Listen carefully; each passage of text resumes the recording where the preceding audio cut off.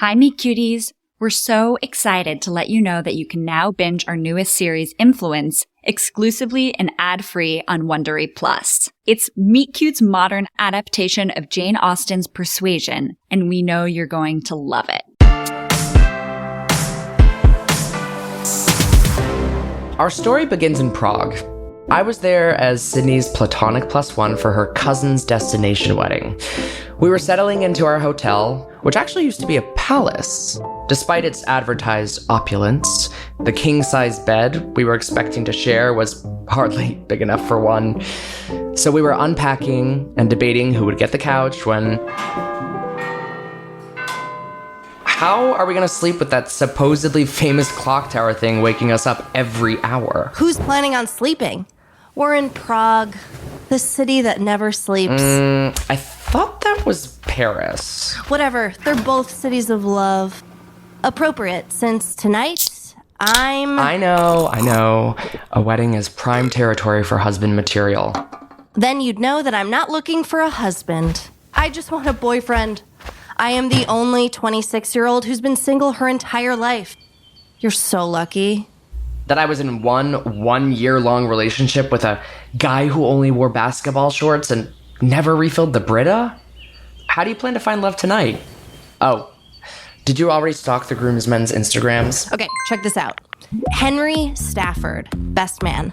Single as of 6 weeks ago, loves hikes, art films, and he follows a lot of foreign film directors. So my game plan, pretend I love Pedro Almodovar, even though I probably don't. Okay, but doesn't that indicate a lack of compatibility? Okay, if not Henry, we've got 2 other single groomsmen. All right, are you ready for Max Lieberstein? Loves cats, reposting Barstool sports videos that I'm pretty sure are funny, and taking photos of froyo bowls. Okay, who's the last single groomsman? Jack Woods. Ugh, he is tall. I mean, very tall. At least when I compared his torso to the size of his phone in one photo. Plus, he's got this adorable Pomeranian and... When it came to love, Sydney could be a little extra, but I was grateful she was easy to distract. Sydney was convinced she was the protagonist in her own rom-com, and she was determined to break her perpetual singledom and get the story started. Me? I was used to playing the role of the supporting gay best friend, but I liked it. Even in my work life, I served the function of an accompanist, a piano player for woodwind musical students taking their exams. By night, I was a bartender, the sympathetic ear. I was never one to seek out center stage and preferred the protection of the shadows cast by seekers of the spotlight. And now, I was heartbroken. All this to say, I was not looking to become the star of any story, let alone a love story. To be honest, I was in no headspace for a wedding. I was also terrified of dance floors because, despite being a piano player, my rhythm did not translate to my feet. I tricked Sydney into staying at the table with me to scope out prospects. He's cute. For you. No. This is not about me. Plus, have you seen his shoes? They're Birkenstocks. It's October. And it's a wedding. Okay, nobody's perfect. It's not love at first sight. Oh, it isn't. It's love at first conversation. You think you could fall in love from one conversation? I think I could know I was going to fall in love after one conversation. I thought Sydney was delusional, but I didn't want to rain on my friend's optimism. Girl, you know what? You go for Mr. Birkenstocks. I mean, he's definitely straight. You think so? Oh, look. There's the one I was telling you about. Jack Woods, tall guy? I think you mean the bald guy? Okay, you don't have to describe everyone by their perceived flaws. Fine. We don't need to define Jack by his hair loss. How about... Oh, he's got a pink cocktail. You know I need a guy with the confidence to drink a pink cocktail. I've said that. Sydney was so obsessed with focusing on the positives that she could transform an average guy into her dream man. It was like watching her try to cram a guitar into a flute case. When Sydney discovered it wasn't even close to fitting, she was always heartbroken. Oh my God, he's perfect. Don't you think so? What do I say? Wait, how do I talk to him? Hey, are you two staring at me? I'm Ronan. This is my best friend, Sydney.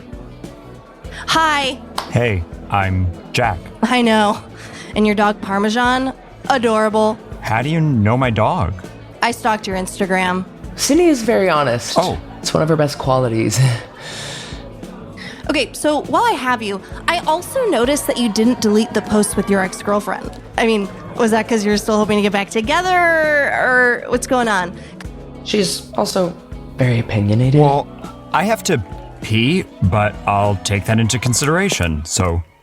Sydney tried flirting with 12 men that night. Did she know how to flirt? No. But I didn't know how to either. I'd had one serious boyfriend and we were work friends from the bar. Then he made a move when we were taking inventory one night. I didn't have to take any risks. I admired Sydney for being able to take that much rejection. She was also pretty drunk. I'm gonna die alone. You're not gonna die alone. You're gonna find your happiness. Really? Well, I don't want to make any promises.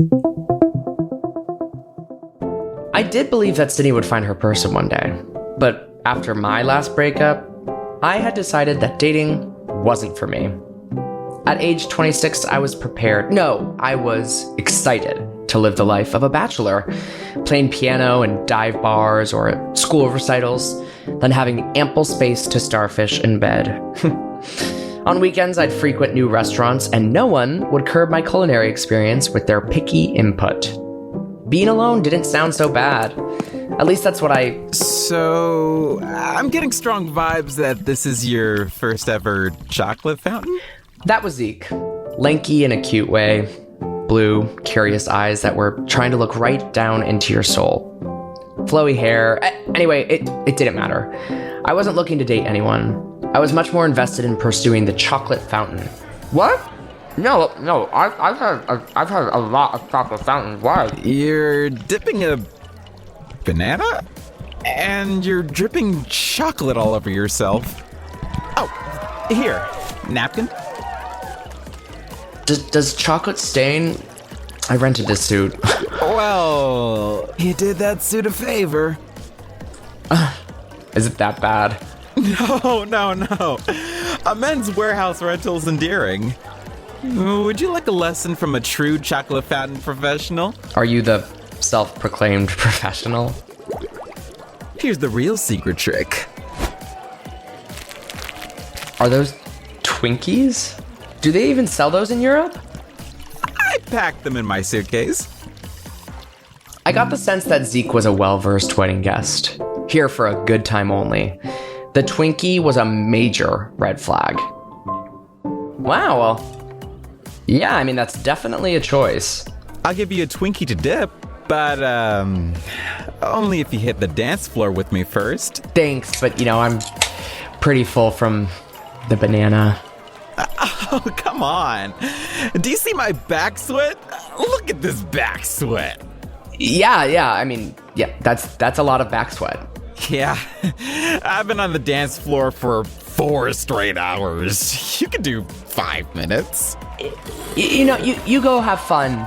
I don't want to hold you back from the dancing. You could tell from a mile away that Zeke was a player. The way he danced center stage. He was Sydney in gay guy form. He was at the wedding for one reason and one reason only. To get laid. No judgment, but that just wasn't me. Me? I liked real conversations, real emotional connection, and well, I had. But now I was thoroughly single. Zeke didn't convince me to join the dance floor, but he did manage to convince Sydney. I didn't mind being left alone. One of the many perks of being single was the conversations it made way for. And since my breakup, I felt like older generations, those who had loved and lost, identified something in me. Some commonality or common force. Hey, Ronan! You ever heard of facet joint osteoarthritis? Do you mean back pain? Excruciating back pain. Oi! Can't sleep, can't dance. Happens to 90% of people by the time they're 65. Okay, those are terrible odds. That's why you gotta get out there while you're young and spry. Let's go, youngster, move it! On the dance floor? No, I mean in the kitchen. Come on. Okay, I have always been an old soul, just like you. And I prefer to be stage adjacent.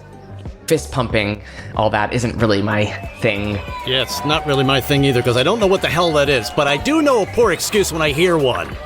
Okay, see that guy over there? That's what he's doing. Yeah. Wow, the poor guy. Looks like he's having fun. Okay, that guy is just desperate for attention. Maybe you should be more desperate, because you're never gonna meet a lady if you're sitting here stuffing your face with cake. I'm not interested in meeting a lady. Yeah, well, I can see that. I know what happened. I'll play psychiatrist. A lady broke your heart. When? I'm just hungry. A lady did not break my heart. Look, kid, life happens on the dance floor, not in a chair. My advice, don't be afraid to wave your arms in the air like you just don't care. I have a sore arm. Look, I mean, the wheels broke off my friend's suitcase and I had to carry it all the... Okay, tell me about your life before you ruined your back. I spent the rest of the wedding listening to Grandpa Harold's stories about courting his wife. Meanwhile, Cindy was being courted by Jack, who surprisingly hadn't been scared off. He really did have to pee. I know a lot of guys have used that line on me before in the past, and I told him that. I was like, totally thought you were lying, and then I was like, not that guys don't usually like me. They do. But I was like, just to be clear, I'm single. Anyway, he asked me to dance. Come with us. I was happy for her. I really was. It was doubtful that she'd found love at first conversation, but at least she'd found lust to hold her over. The main thing was, I was finally off duty, and I couldn't wait to get into bed. Hours later, Sydney and I went back to our room with Jack. Sydney promised me he was only going to hang out for a few minutes, but after those few minutes, it became very clear that I was the one who was only supposed to hang out for a few minutes. Ronan, I hear walking the streets of Prague is a whole new experience after midnight. You should check it out. You know, it's 2 a.m. Jack, if you don't mind. Sure, yeah, I can head out. Sid, I'll pick you up for breakfast. Wait, no. I mean, yes to breakfast, but no, don't leave. Ronan, remember you said you wanted to see the castle all lit up at night? Remember when you said that? No. Ronan. Sydney, why don't you just go hang out in Jack's room? I'm sharing it with 4 other dudes. I'm gonna use the restroom. BRB.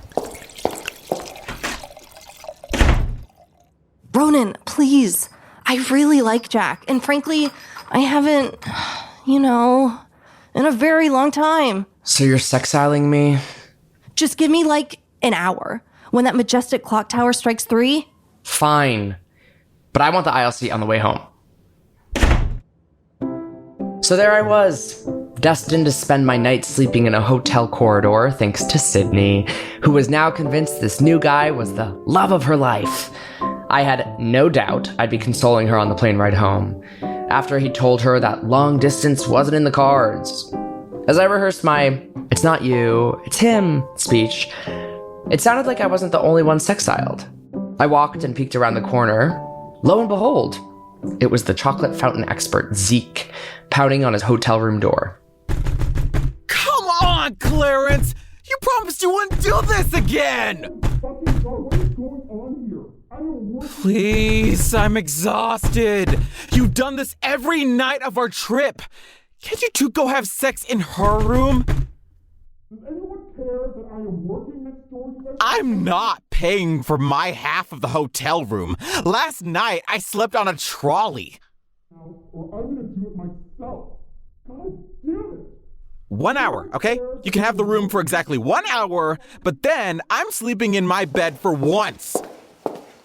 You too? Hey, it's you. The one who didn't dance all night. Idea, walk around Prague with me? Yeah, I have a lot of emails. Don't worry. I get that you're not interested in me. This will be strictly platonic. Just a way to kill time for an hour until we get our beds back. An hour? Just an hour. Come on.